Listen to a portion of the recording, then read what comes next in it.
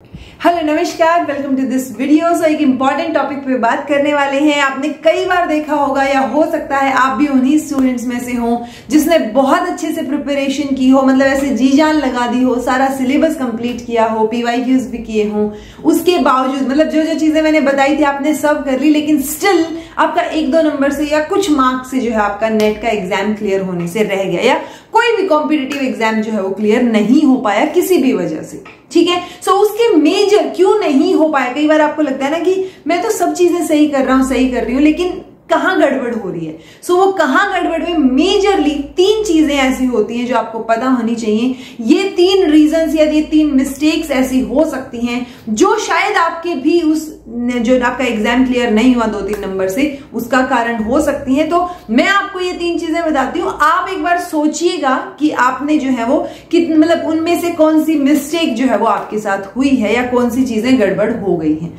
ठीक है जी, तो सबसे पहली चीज, पहले तो अपने आप से यही पूछ लीजिए कि क्या आपने सच में अच्छे से तैयारी की थी। क्योंकि कई बार ऐसे होता है कि हम अपने आप से ही झूठ बोल रहे होते हैं कि हाँ मैंने तो अच्छे से तैयारी की थी, पढ़ा भी था, लेकिन कहीं ना कहीं गड़बड़ आपने ऑलरेडी छोड़ रखी होती है। कोई ना कोई स्कोप आपका रह गया होता है कि हाँ यहाँ पे गड़बड़ हो गई, राइट। सो एक बार वो चेक कर लीजिए और अपने आप से सच बोलिए। मुझे बताने की जरूरत नहीं, अपने आप से ये सच बोलिए कि क्या आपने सच में सारी चीजें करते हुए, मतलब बिल्कुल ऐसे रिलीजियसली फॉलो करते हुए, आपने सारे के सारे पीवाईक्यूज भी प्रैक्टिस किए थे, आपने सारा सिलेबस भी कंप्लीट किया था, बहुत अच्छे से अपना 100% दिया था। अगर दिया था और उसके बाद भी नहीं हुआ, उन स्टूडेंट्स के लिए ये वीडियो है। ठीक है, तो जो गलती आपको दिखेगी सबसे पहली वो रहेगी टाइम मैनेजमेंट की। क्योंकि आपने सब कुछ तो ऑलरेडी कर रखा है ना, अब बचता है वो 3 घंटे का टाइम जब आप एग्जाम देने गए, 3 घंटे 2 घंटे जितना भी आपका एग्जाम है। सो जब आप एग्जाम देने गए हैं उस टाइम पे जब वो क्वेश्चंस है ना,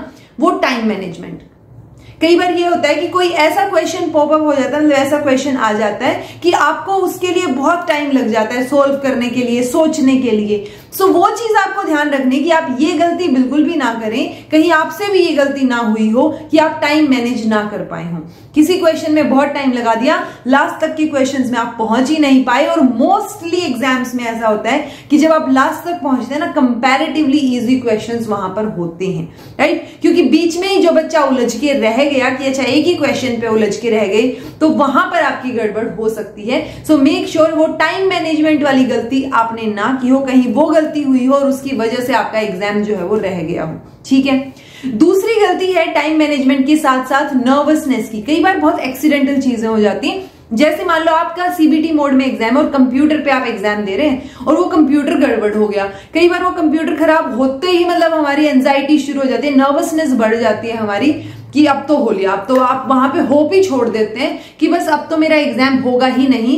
फिर वो रीजन जो है वो, चाहे आप एक्सक्यूज लगा लीजिए, रीजन लगा लीजिए, उस नर्वसनेस की वजह से आप खुद को भी और घर वालों को भी यही रीजन देते हैं कि मेरा तो कंप्यूटर खराब हो गया था, ऐसे ऐसे टाइमिंग गड़बड़ हो गई थी, या मुझे जो है जैसे ही कंप्यूटर खराब हुआ उसमें 10 मिनट वेस्ट हो गए तो मुझे 10 मिनट एक्स्ट्रा नहीं दिए गए। ओके, सो वो सारी चीजें जो है वो आपको वहां पे, इन चीजों को आप एक ही तरीके से हैंडल कर सकते हैं कि बिल्कुल आप माइंड से काम रहें। ठीक है, वो कामनेस उस टाइम पे बहुत जरूरी है। आई नो बहुत मुश्किल है, बट वो बहुत जरूरी भी है। क्योंकि अगर आप उस टाइम पे हाइपर हो गए, नर्वस हो गए, तो मतलब तब तो डेफिनेटली वो दिन गया आपका। तो ये चीज आपको ध्यान रखनी है कि आप उस टाइम पे नर्वस बिल्कुल भी ना हो। आप वहां पे भी वो जो टाइम मैनेजमेंट वाला फैक्टर है वो कोरिलेट कर जाएगा कि अब आपसे टाइम मैनेज नहीं होगा, बट आपको करने की कोशिश करनी है। और वो टाइम मैनेज आप तभी कर पाएंगे जब आप काम रहेंगे। अगर आप काम नहीं रहेंगे तब तो डेफिनेटली डावाडोल हो जाएगा। ओके, सो वो एक्सक्यूज नहीं बनाना है। इट्स ओके, जितना टाइम बचा है उसमें कामली उन क्वेश्चंस को देखिए। प्रिपरेशन तो आपने की थी ना, अभी भी है ना वो दिमाग में चीजें तो सारी की सारी। सो इट्स ओके, अगर 10-15 मिनट 20 मिनट आपके वेस्ट हो भी गए हैं तो उस टाइम पे सिर्फ और सिर्फ एक काम कीजिए, अपने आप को काम करने की, अपने आप को शांत रखने की कोशिश कीजिए कि आप नर्वस और हाइपर और एंजाइटी आपको ना हो। ठीक है जी।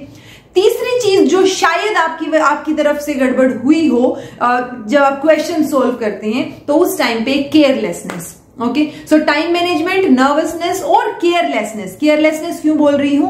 क्योंकि कई बार हम थोड़े से, हमने क्योंकि बहुत अच्छी प्रिपरेशन की थी ना, हमने पीवाईक्यूज भी प्रैक्टिस किए थे, सब कुछ अच्छे से करके गए थे, तो वहां पे एक फैक्टर आ जाता है कि आप जो है वो क्वेश्चन को देखते, अरे ये तो मुझे आता है, तो वो चाहे आप ओवर कॉन्फिडेंट लगा लीजिए अपने आप को, या फिर आप लगा लीजिए कि आपकी लापरवाही है, केयरलेसनेस है। क्यों? क्योंकि वो नोट या जो ऐसे बिल्कुल ऐसे कैचेस होते हैं ना बीच में किसी भी क्वेश्चन के, कहीं नोट पूछ रखा होगा, कई बार नोट लगा के ही उस क्वेश्चन को इतना कंफ्यूजिंग बना दिया जाता है, या कई बार नोट नहीं लगा रखा होगा और क्वेश्चंस आपको इस तरीके से दे रखे होंगे, तो वो क्वेश्चन को आप ठीक से पढ़ते ही नहीं है, आपको सिर्फ ये दिखता है कि अच्छा ये टॉपिक तो मैंने पढ़ रखा है, तो मुझे आता है। सो वो चीज नहीं करनी है, वो लापरवाही या वो और ओवर कॉन्फिडेंस आप में नहीं होना चाहिए कि बस मुझे तो सब कुछ आता है, आज तो मैं ही मैं हूं।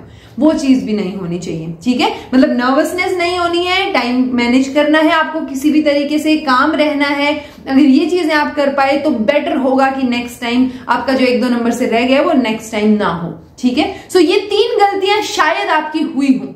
अदरवाइज अगर फिर भी आपको लगता है कि ये तीनों गलतियां तो आपने नहीं की थी, फिर आपके पास एक ही ऑप्शन बचता है कि आप चेक करें अपनी आंसर शीट, मतलब जो रिस्पॉन्स की आती है कि आपने जो क्वेश्चंस के टिक किए थे, अब वापस से बैठ के उन एक ही क्वेश्चन को पढ़िए, आपके जो गलत हुए हैं वो देखिए क्यों गलत हुए हैं, और वो सिर्फ और सिर्फ आप कर सकते हैं और कोई आपकी जगह पे नहीं कर सकता, ठीक है। सो आई होप ये 3 चीजें आपको एनालाइज करने में हेल्प करें कि कहीं आपने तो ये गलतियां नहीं की जिसकी वजह से आपका 2-3 नंबर से या 1-2 क्वेश्चन से आपका नेट रह गया हो, ठीक है। सो चेक करके बताइएगा। अगर आपको फिर भी कोई डाउट लगता है तो कमेंट करके पूछ लीजिएगा।